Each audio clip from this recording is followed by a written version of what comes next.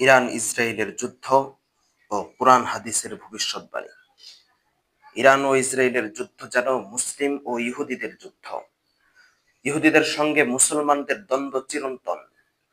কোরআনে আল্লাহ তাআলা বলেন, তুমি অবশ্যই দেখবে ইহুদিরাই মুমিনদের প্রতি সবচেয়ে তীব্র শত্রুতা পোষণ করছে।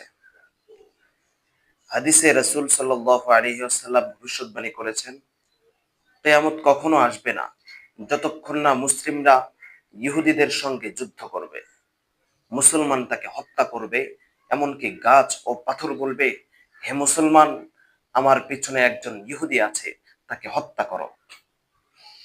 অতএব প্রিয় মুসলিম ভাই ও বোনেরা, হতাশ হওয়ার কিছু নেই। ইসলাম ভবিষ্যতের চূড়ান্ত বিজয় ইসলামের পক্ষেই নির্ধারণ করেছে।